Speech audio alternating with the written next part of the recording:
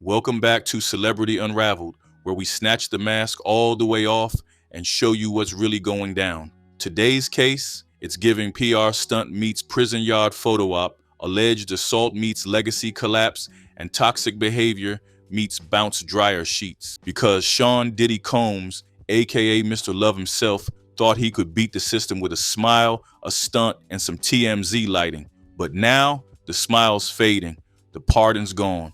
The appeal is DOA, and his past just got even nastier. Let's unravel it. Now picture this: Diddy convicted, sentenced, sent to Fort Dix, a minimum security prison. And what's the first thing we see? Not remorse, not silence, but a damn photo shoot. Multiple images mysteriously leak of Diddy in the yard, smiling, cheesing, hoodie zipped, surrounded by a carefully curated cast of fellow inmates. Different shots, same chair, same smirk. Instead, we get a photo dump like it's a Hot Boy summer campaign. Diddy in the yard, hoodie on, hat low, all smiles, cheesing with inmates like he's running for prom king of Cell Block C. And suddenly, blogs are spinning. Look, he's fine, he's thriving. Maybe prison ain't that bad for Diddy. That was not a coincidence. This wasn't a hidden iPhone moment word on the street. It's all orchestrated by his PR firm, the same one that's been pulling stunts since day one. They want us to believe Diddy is flourishing behind bars because they think the public, the president, and maybe even the parole board will say, well, if he's doing fine in there, why not just let him out early? But it backfired hard. Let's be real. The public didn't take this PR bait. We spit it out. Because how tone deaf can you be? While victims are out here traumatized and healing, Diddy's in the yard doing jailhouse glamour shots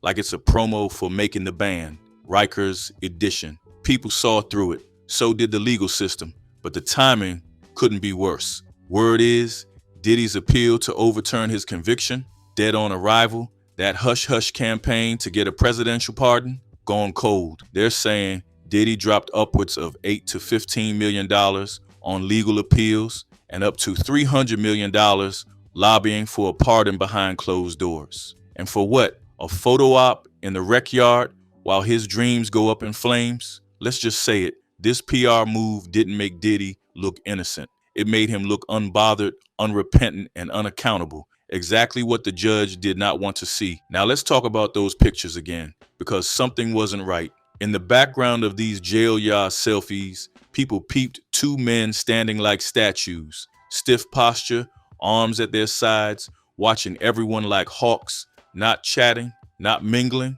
just guarding. Are they correctional officers? Are they hired protection from the Nation of Islam like Diddy had during the trial? Or is this some unofficial muscle making sure the mogul stays untouched? Either way, one thing's clear: Diddy ain't living that raw prison life. He's insulated, guarded, and still treating prison like a stage to perform on. No matter how much commissary you flash, a cell is still a cell. A new allegation just came out from Jonathan Hay, a music publicist with ties to Rihanna, Jay-Z, and yes, Diddy. Hay claims that in 2020, he witnessed Diddy masturbating onto a shirt that belonged to Biggie Smalls in a warehouse that housed Biggie's memorabilia. And it gets worse. According to Hay's claim, Diddy allegedly demanded Hay finish the job.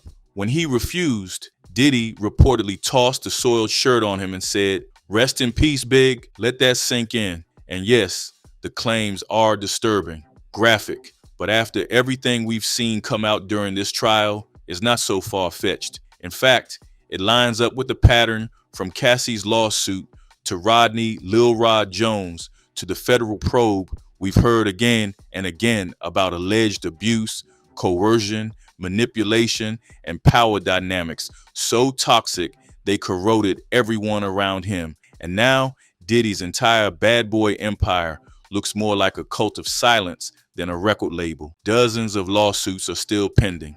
Many victims haven't spoken yet. Some say the money's drying up fast. His kids, people from the courtroom say they were more involved now than they've ever been, because before prison, Diddy allegedly kept them close, but broke, dependent on his brand, dependent on his coin, dependent on his image, just like his artists, just like his staff, just like his world. all orbiting around one man's ego. Now let's really talk about the pattern, because Diddy's reputation didn't crash overnight. It was a slow burn that everybody saw coming, but was too scared to say out loud. For decades, this man wasn't just signing artists, he was signing souls. Every contract, every bad boy for life handshake came with strings longer than a Broadway curtain. Producers, assistants, bodyguards, artists, they all say the same thing. Diddy had a God complex. He didn't just want to manage you, he wanted to own your narrative. Cassie's story wasn't an exception, it was a template. Rodney Lil Rod Jones's lawsuit wasn't a one-off, it was the blueprint.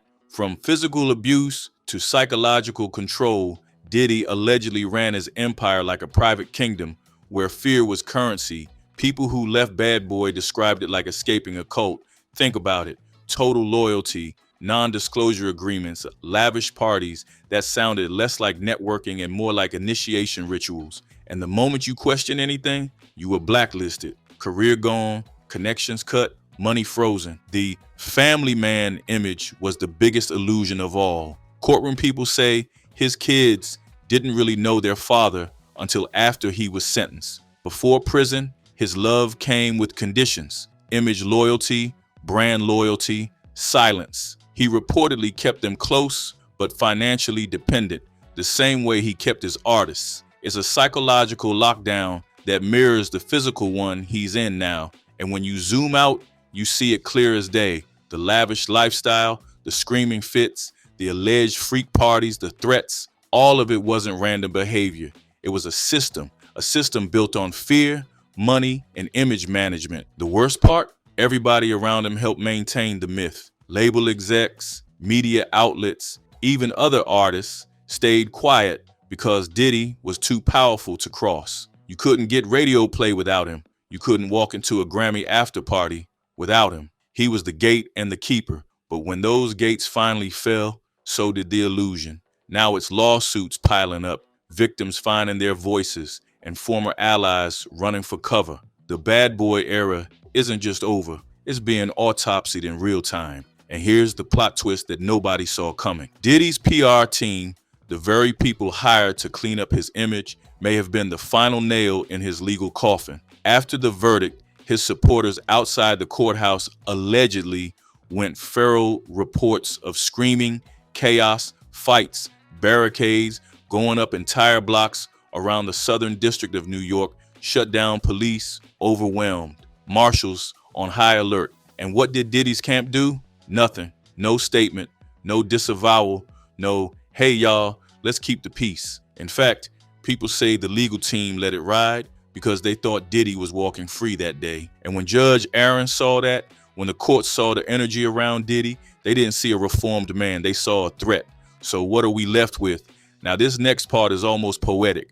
The same PR machine that made Diddy a household name might be the reason he's sitting in a cell right now. Because when his team decided to fight public outrage with optics instead of accountability, they did what Diddy's been doing for years. They overplayed their hand. After the verdict, the scene outside the Southern District Courthouse was straight chaos. People screaming, throwing stuff, taunting reporters, chanting his name like it was a block party. The courthouse went on lockdown. Police barricades, marshals, media blackout. It looked less like a support rally and more like a mob. And through it all, silence from his PR team. Not one, please keep the peace. Not one, Diddy doesn't condone this behavior. Nothing, because they thought he was getting out that day. But when Judge Aaron and the courthouse saw that madness from his followers, when they saw that energy, they weren't looking at a reformed man. They were looking at a cult leader with a mob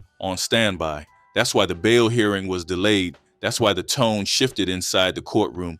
They saw the true face behind the PR. Diddy's team had spent weeks trying to paint him as a family man, a victim of the media. But outside, his fans and influencers, many of them allegedly paid by the team, were losing their minds, threatening people, screaming at journalists. A man who built $1 billion empire off other people's dreams, now trying to rebuild his image with prison yard photo ops and TMZ smiles. The smiles ain't enough. The pardon fell through. The appeal is toast. The lawsuits are mounting, and the world ain't buying it. Diddy wanted us to see him chilling. All we see is a man pretending while the walls close in. Let me know what y'all think in the comments. Are we witnessing the final unraveling of the bad boy empire, or just the beginning of a very long reckoning? Like, subscribe, and hit that notification bell. This is Celebrity Unraveled.